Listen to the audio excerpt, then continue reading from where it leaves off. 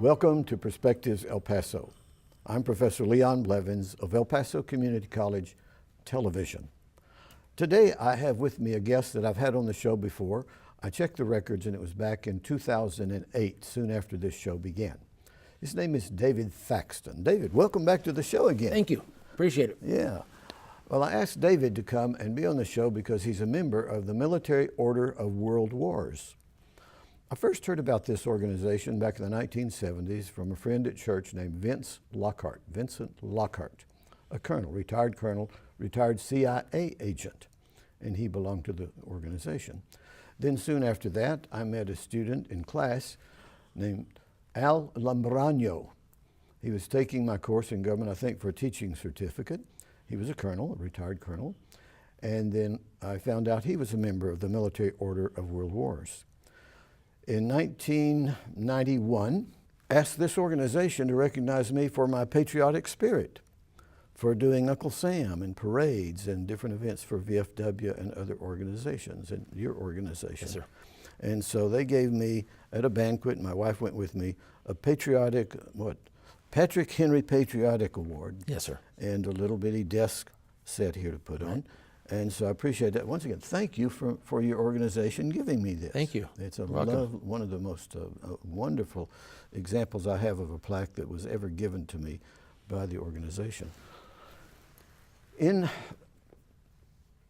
the 1980s, about 1989, just a couple of years before this, there was a woman in class, a young woman, and her name was Norma Gomez. Her father, Gus Gomez, you may know him. I do know. He was in the Navy. And he asked me to lead their parades they had on the east side on Loyalty Day, May the 1st of each year, Loyalty Day.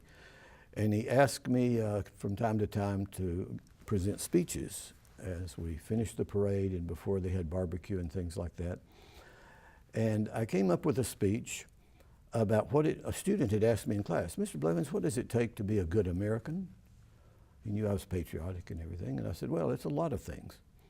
For one thing, it means being a good person. Yep. If you're going to be a good American, you need to be a good person in the way that you talk, whether you speak positively about people and lift them up instead of denigrating them and things like that.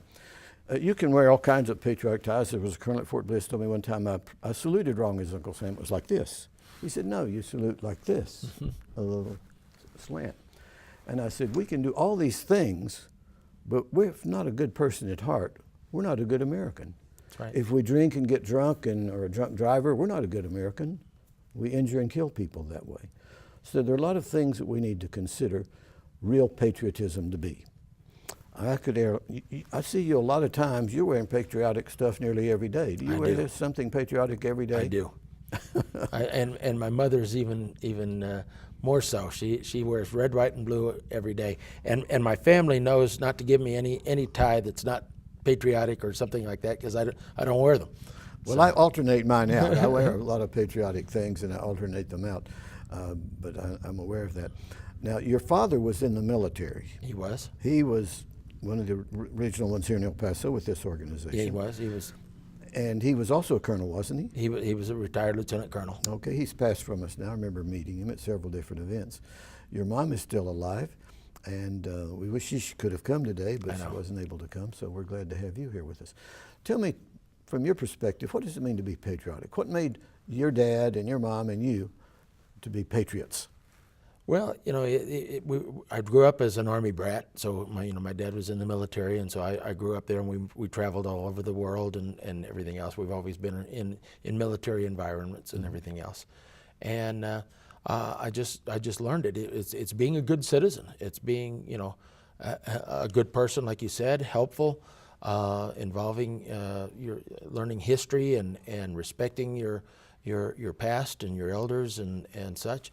And I just grew up in that environment, and that's I believe in our Constitution, and we've got problems in our country, and we debate them and we disagree on them at times, but we're still all Americans, and we profess to be helpful and be good people and respect the flag and respect veterans that served our country in the past, And so I'm in several different veterans organizations. Yeah. But Did you ever- MOWW is probably the most active one. Did you ever serve in the military? I did. Okay, and where did you serve?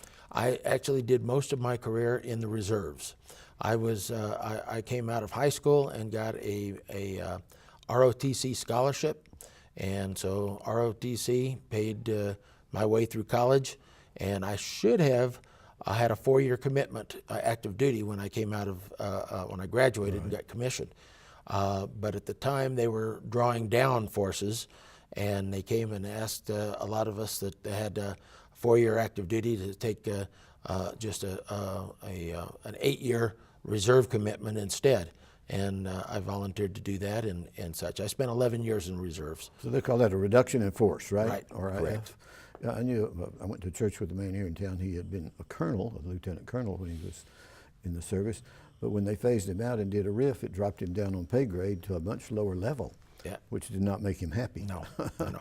No, I was commissioned as second lieutenant, and I spent 11 years in the reserves and got out at the rank of captain and such. I never retired or such, but I think the reserves is a great way to serve your country as well. You can be in school, you can be working in the civilian community, and just serving in the reserves and being ready.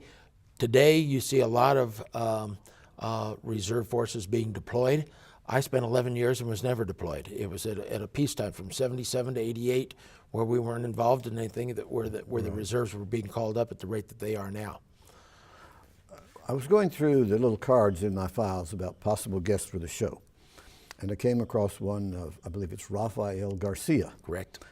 And I'd done some programs for him. One of my mentors. Oh, good. I'd done a number of programs, him as Uncle Sam or George Washington or Abraham Lincoln in his youth leadership program at Fort Bliss.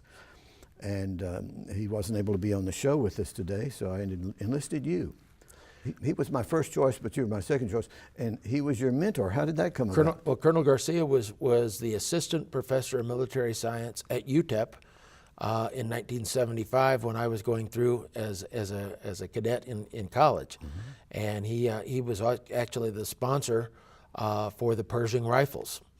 And the Pershing Rifles was an organization founded by John Pershing, John J. Pershing, right.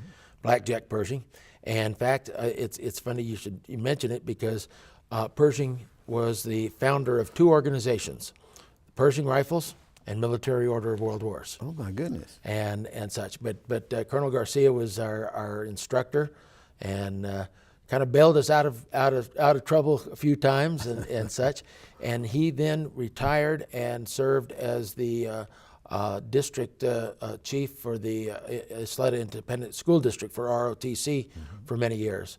And we became very good friends, and he's been a mentor of mine. And he got me involved in another organization called that we just kind of spoke about, called the ESGR, the Employer Support of the Guard and Reserves.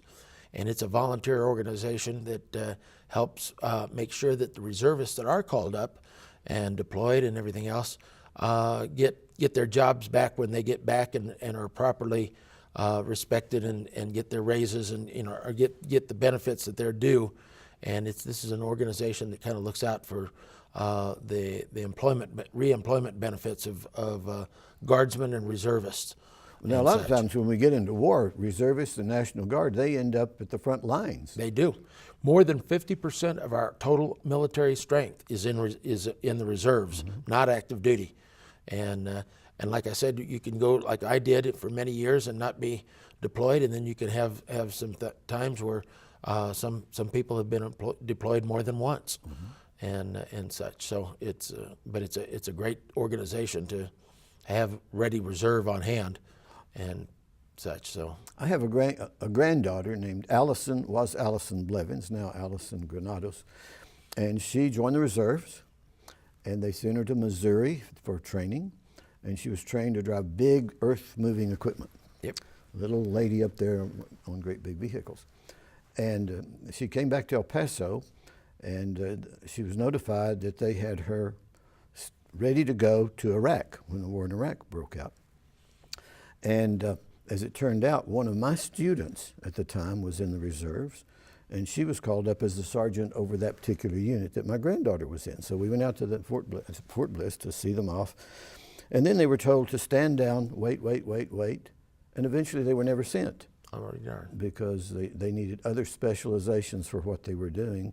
So she missed actually going into combat, though she was trained and willing to do whatever they needed to do. Now, we had a maintenance company here that some of the people thought nothing bad was going to happen because they were maintenance. Exactly. And when Allison said to me, "Oh, it's going to be safe," Yeah. I said, no, and you're in a combat zone, you're not safe. Exactly. In fact, you may be in more danger as maintenance or that kind of thing you're doing, road building, than some people that have the weapons to defend themselves. Yep. And that's actually what happened. Yep.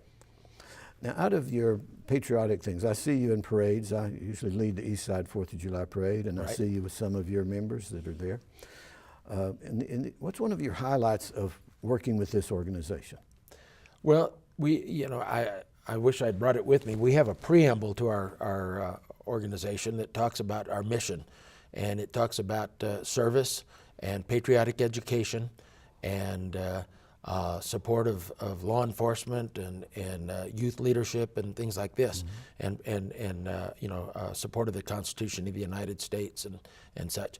So that's what we do. Is we have several activities where we are out teaching patriotic education in our youth leadership courses, and in November every year we go out and visit about 15, 16 grade schools, and I set up the schedule and we call them up and spend an hour assembly time, and usually 3rd, 4th, and 5th graders, and send 2 or 3 of our members out there, and we just talk to them about what it is to be in the military and what a veteran is, and we do this leading up to Veterans Day. And so we usually start around the 1st of November, and we visit 2 schools a day, one in the morning and one in the afternoon, and we just go out and talk to the kids, and every one of them, it's different members that go. So every message is a little bit different because you're talking from your perspective. I think you know and from their age groups. Yeah, and I think you know another one of our members, Lud Besmick, and he was an engineer. So when he talks about things, he's talking about it from the engineer concept. We've got several ladies that are retired nurses, and Army and Air Force, and so when they're with us, they're talking about that little bit about their career and nursing and everything else. So, but what we try and do is we just talk to them about what it is to be a veteran, and to make sure that they thank a veteran, and I wear this button all the time. It says, "If you enjoy freedom, thank a veteran," and we tell them how to recognize a veteran sometimes, and we encourage them to go home and tell their mom and dad what we talked about, and to take them to the Veterans Day parade on the Saturday nearest Veterans Day every year that's held downtown and such. And then we take some questions, and a lot of them are, talk about, what did you do in the war, and did you ever shoot somebody, and things like that. But, we try and just educate the kids, and we pass out flags to every one of the children. We usually go through about 5,000 flags that we order, and we pass out to every grade school child that participates in one of our forums, and their teachers. Now, every year, do you help put out flags at cemeteries, on wreaths at Christmas time, and things like that? We participate. And you can enlist some of these young people into some of that. Yes, we do. A lot of times it's Boy Scouts and Girl Scouts that we use in that regard, and that's another group that we support and go out and talk to them again about patriotic education and such. And we just want to make sure that they understand what we talked about earlier, what it is to be a good citizen, what it is to be a patriot, and such. So then we encourage them to make sure they go home and tell their mom and dad about what they did, and take home the flag. And we tell them we teach them a little bit about flag courtesy and respect for the flag and things like that. I've done some programs with the Sojourners. Are you aware of them? I'm aware of the Sojourners. I'm not associated with them. Yeah, and they go through what star represents what state on the Right. flag. They're kind of interesting to talk to. Do you do events to raise money for scholarships? We've done some fundraising, and obviously we do fundraising to make sure we have money for our programs and everything else. We've not given out scholarships very often. But on occasion, with a hardship or something like that, we've recognized somebody like that. most of the time we just use that to support our programs, like the massing of the colors and the expenses that we have day to day on the programs that we have in our order. Yep. And you mentioned, I mentioned General Pershing. He was the founder of this.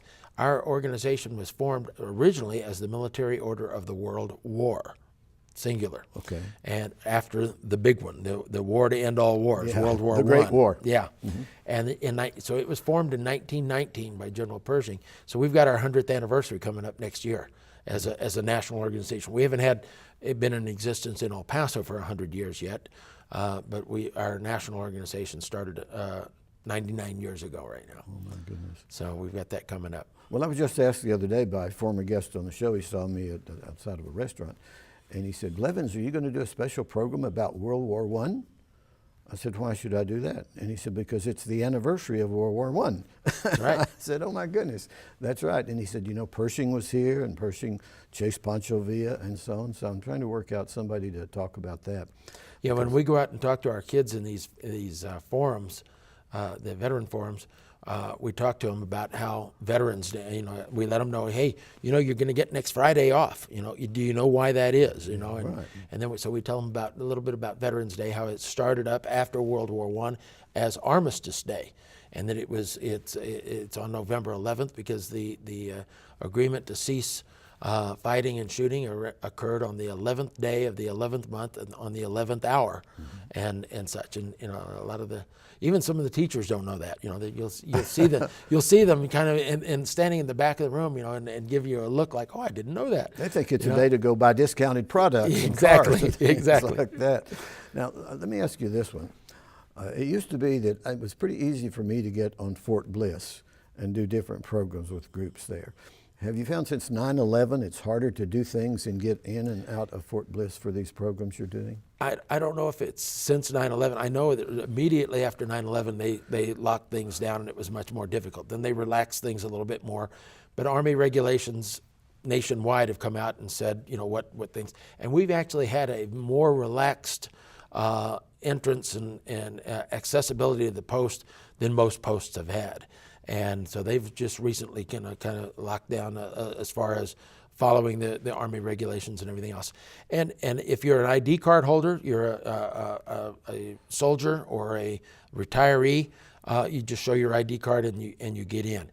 If you're not an ID card holder, a active duty reservist, retiree, or dependent, you can get access to the post. You just have to go and get a 30-day pass. And it takes about 10 minutes to get, and they do a little background check on you. You show your driver's license, and then you use that pass and your driver's license to get into the post. Okay. They have they've closed a few of the gates, and there's certain gates that are just for ID card holders. And there's just two gates now that you're supposed to come in using or 2 or 3 gates, I guess, where you can come in as a civilian with a pass and everything else. But it's security measures, but it's still not difficult to get on post. It's a little bit more difficult than it used to be. I should have given you this opportunity a few minutes ago when you talked about the children and going home and telling their parents, to give you a chance to give a telephone number or a website or something for contact purposes to the public that's watching the program. I don't have a phone number other than my own, and I don't mind giving that out. That's 915-479-4467.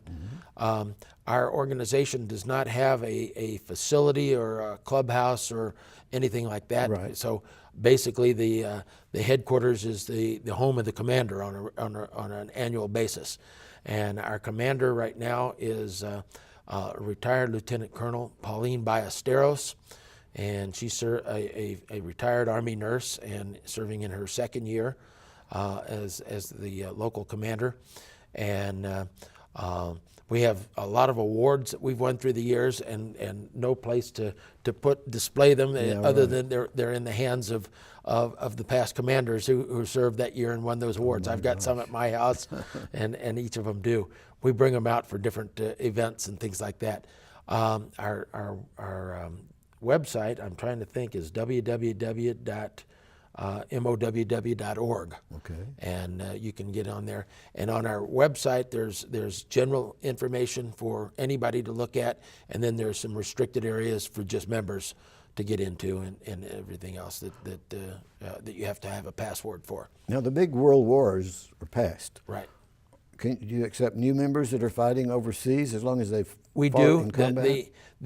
General Pershing named the organization, and there's been some discussion at national meetings to change the name to be more relevant, because the name is a misnomer. People think that you have to have fought in a world war to be a member of our organization, and that's not the case. Our organization is a veteran organization for military officers.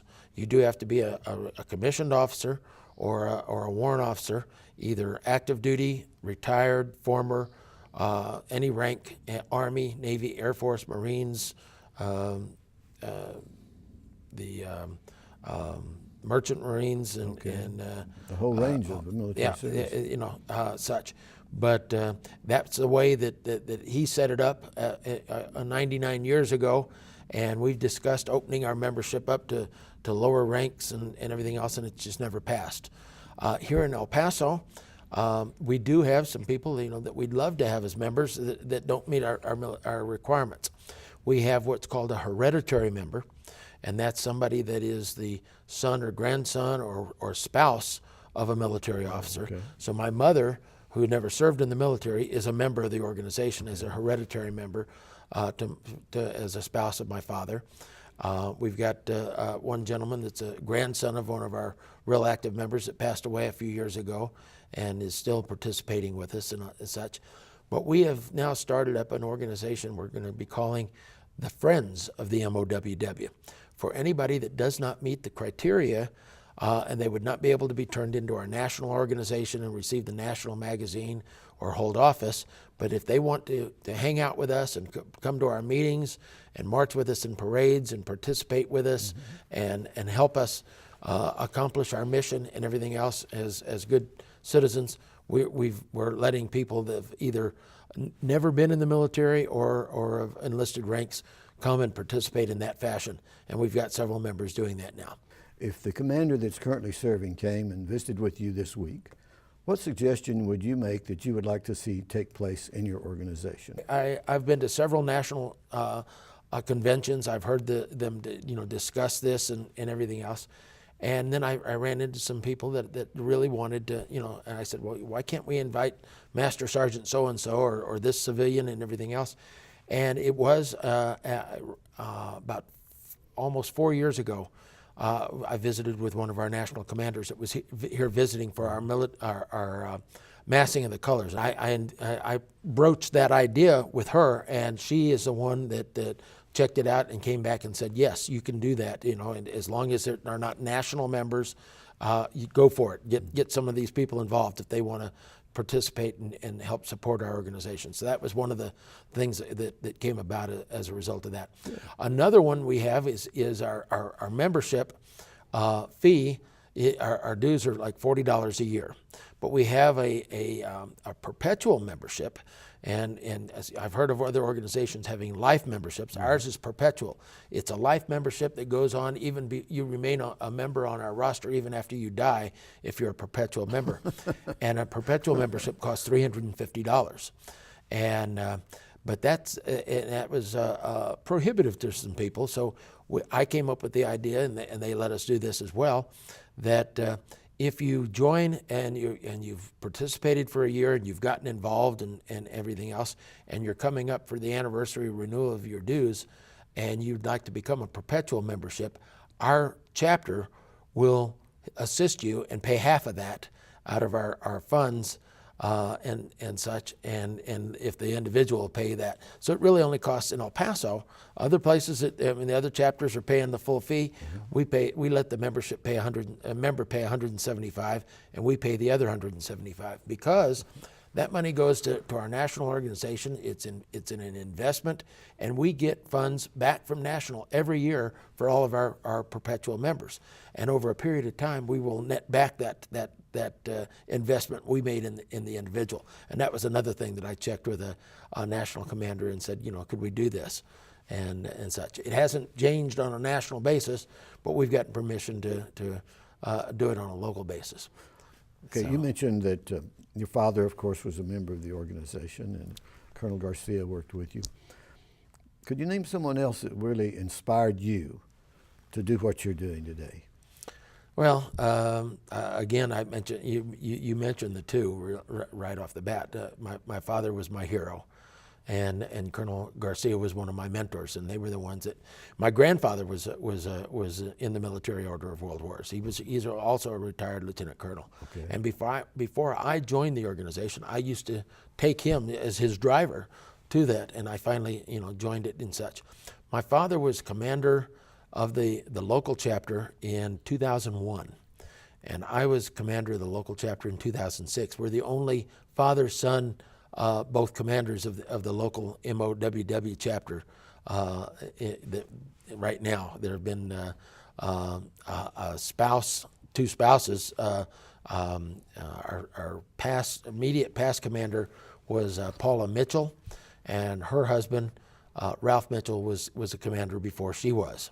And so, and they were both in the military. He was a major, and she was a captain in the Army Nurse Corps. And worked here at such. community college. Yes, yeah, you're right. Paula Mitchell works at the community. She's one of the deans Right. at the community college, and she was commander for 4 years, and she is now one of our national vice commanders. We have a national commander in chief, and then we have a senior vice commander and 4 other vice commanders. And Paul is one of the 4 vice commanders of the Military Order of the World Wars right now. Well, we've had great people working here at community college and very involved in so many. We really are a military we are. history town. That's when we go out and we talk to the kids in our veteran forums. I ask them, how many of you have a member a family member, a father, an uncle, a brother, an older brother, and about 2/3 of the hands go up. Because we are a big military town, and El Paso has always been very, very patriotic and has served. A lot of people join the military and serve from El Paso for many, many years. So, well, several years ago, you were the one that asked me if I could entertain the oldest living military veteran in El Paso. That's right. And he just turned 100 years old. Right. And so I got a friend of mine, Margie Tarango, to go, and we danced and performed. And it was a delightful situation. He lived to be 107. I saw him in the parade when he was 105 and 106. Yeah, he used to come out and ride in the parade. My mother drove him in the parade and everything else. And he was still driving himself up until about 60 days before he died. Oh, my God. But he was very active and very alert. His mind was sharp as a tack all the way to the very end. Well, the saying is, old soldiers never die, they just fade away. Exactly. Well, we know you're not going to fade away. No.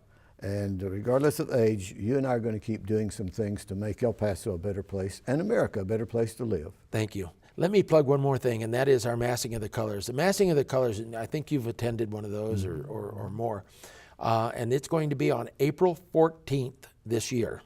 And it's always in the springtime, and we've had it at the church on the east side on Zanzibar, San Rafael. St. Raphael's Church. And we gather all kinds of different organizations that have military colors. And we invite anybody that has Our an time organization. is gone, so we want to say thank you for coming and being here with us. And Appreciate it. Thank you for watching Perspectives El Paso. I'm Leon Blevins.